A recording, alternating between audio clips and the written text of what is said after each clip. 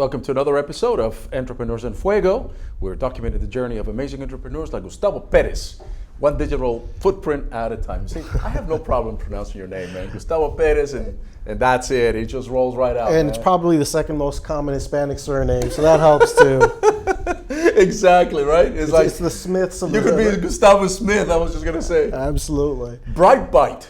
Absolutely. So, what do you do? What does Bytes do? Well, Bytes is actually a San Francisco-based organization that has redefined the way we look at data in schools. So typically what we see when you see data analytics and tools, it's very boring. It's very much a data warehouse. You get all these thousands of data points for students and for your teachers, administrators, and they just mean nothing. What kind of data points were we looking at specifically? In that everything, we have a couple of different solutions. Probably the biggest is technology and learning. So we're spending over $100 million per year as a nation putting technology in classrooms, but we have no way of knowing if that's actually moving the needle or if it's just really a distraction. I mean, you look at some huge districts out there that have implemented iPads district-wide and spend, like I said, tens of millions of dollars on this.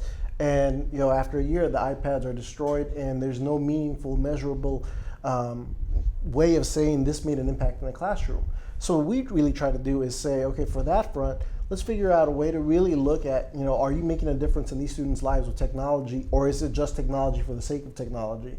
And that's one of the areas that we work in.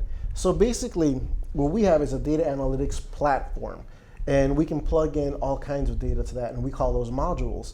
And in Arizona, one of my favorite, modules that's really resonates with me as a first-generation Latino student is the early warning module. We have a module that basically looks at data for the K-12 system, K-12 students all the way from first grade. So at first grade, it can actually look and tell you what your likelihood of that student dropping out is. So that's why we call it early warning, because it's prevention, it's dropout prevention. So at the first grade, our data analytics tool, which is all research based on over 4,000 articles, can give you an 85% accuracy rate and prediction rate that student will drop out or not based on a variety of factors that are, like I said, research driven. As you get towards the high school grades, that improves to 95%. So it looks at several data points and says, is this a student that we want to reach out to as early as first, second grade and provide some assistance in those areas that perhaps are lacking, that aren't going to help that student become a successful high school graduate. How did the system work prior to you coming into the picture? There really was no system for it. It really was gut feelings. You have a lot of, I've worked in K-12, on the ed tech side. I've also been a state administrator at the Department of Education ever since I graduated, 15 years ago. And in that time, I've seen that so many of our decisions are based on, I really feel like if we do this, then this will happen. And as well-intentioned as those thoughts are, the reality is that we wind up in a situation where, many of those hunches just don't play out. Just like any of our hunches wouldn't play out if we just kind of went to the stock market and said, hey, I have a feeling this stock is going to go up today. And that's not enough to make a decision that's that critical when it comes to students' lives. Students depend on this education system in tremendous ways, especially those students that come from underserved, under-resourced communities like I was, and the reality is that there is no other tool like education to take somebody, literally in one generation from parents working on the farm or the field or, cleaning toilets to, being a college graduate, staying at, 4 or 5 star hotels and eating at the finest restaurants. In many ways, that's my story. My dad was a farm worker, and he put all his kids through education, despite so many of the challenges that that they face. Not having income, not understanding the education system in this country, right. Not having access to those tools. So let me understand. What you do with the analytics is you're trying to identify the potential failure rate of the student population. Absolutely. And when you do this, you would, by identifying this population, then you would take the necessary steps in order to reduce those probabilities. Correct.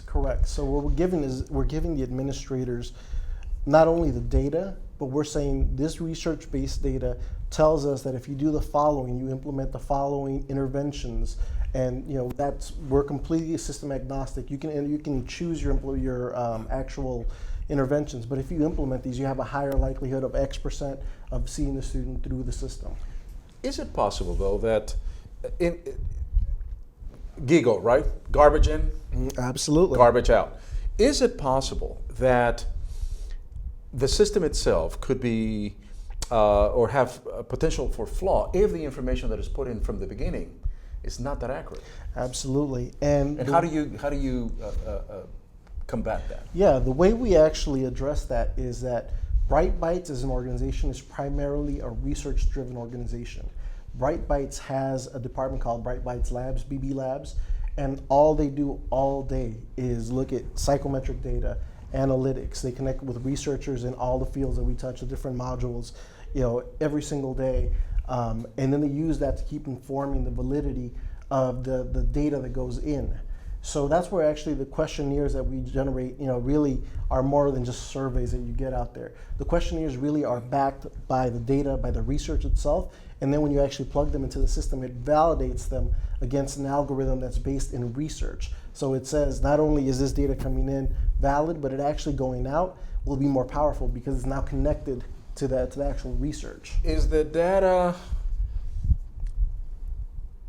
have enough longevity that we have seen some results now of what you started off X number of years ago, and because of your intervention, albeit agnostic or whatnot, that you see that had the student not being alerted or the teachers not being alerted by your data, that it would have been probably fatal? Yeah, I think that's the real challenge, is that we are a 4 or 5 year old company, really, with these modules that have really kind of been developed more recently. So it's really tough to be able to say our own data can show that a student over the last 10 years has done that, because we haven't been around that long.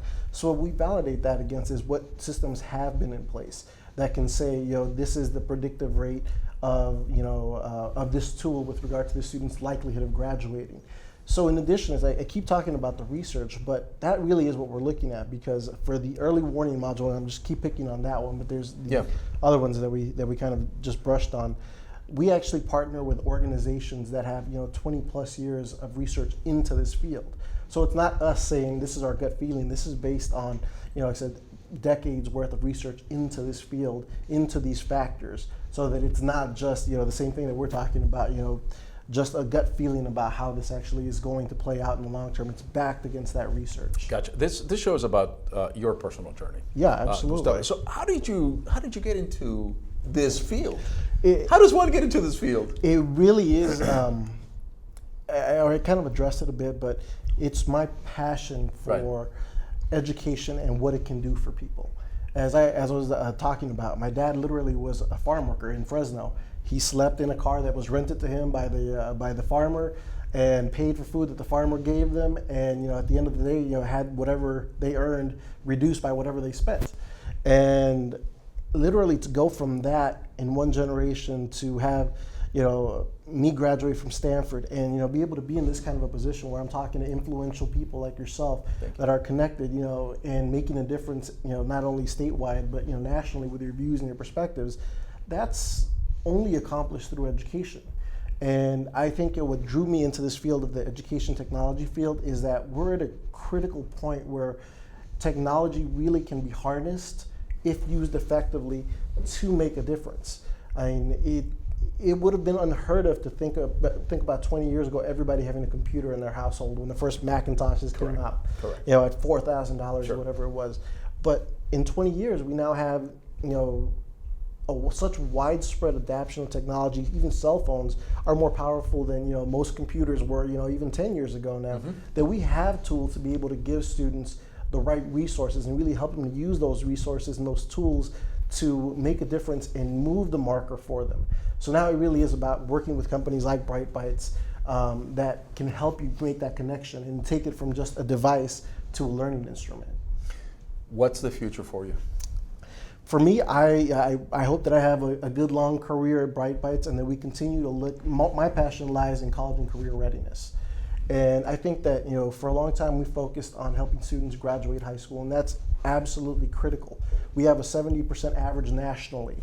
I think Arizona is like at 72%. But that's an average. If you look at Latinos, if you look at African Americans, Native Americans, Asian Americans, I think are kind of the anomaly there. But those three population groups that I mentioned, we're like 40, 50% in some cases in some states. So that average doesn't reflect our average. And I think that's where my passion really is being able to work and find a system that can help, really balance the scales on that end and be able to say, okay, not only are these students graduating from high school with a level that has parity with their white and Asian counterparts, but we're preparing them to be able to be successful in college. So that's where I see myself in the future, is working towards that goal and really helping promote the notion that not only are we going to graduate high school, but we're going to be college ready, we're going to graduate college, we're going to be out here making the decisions, we're going to be out here casting votes, we're going to be out here informing the next generation in a way that's going to be powerful, and it's really going to change the demographic of this country. Best advice you're going to give 100,000 students right now that are going to be watching this, hopefully. Absolutely. Best advice I could possibly give you is to not let any of the stuff you hear in the media right now discourage you from pursuing college. You are hearing in the news people saying, is the value of a college degree going down? That may be the case for some people, but the reality is for our generation, for our Latinos out there, for our African American brothers and sisters, an education, a college degree is what's going to make the biggest difference in your life. So don't let anybody dissuade you from that. Dude, run for president, man. I'm going to vote for you, brother. A pleasure to meet you. A pleasure to be here. Gustavo, you're tremendous, man. And we should probably pay our teachers just a tad, little bit more. Oh, yeah. I couldn't agree with that more. I mean, we're trusting them with our children's lives. Yet we don't pay them enough. Yeah. My goodness, I never understand that. With that, we're out.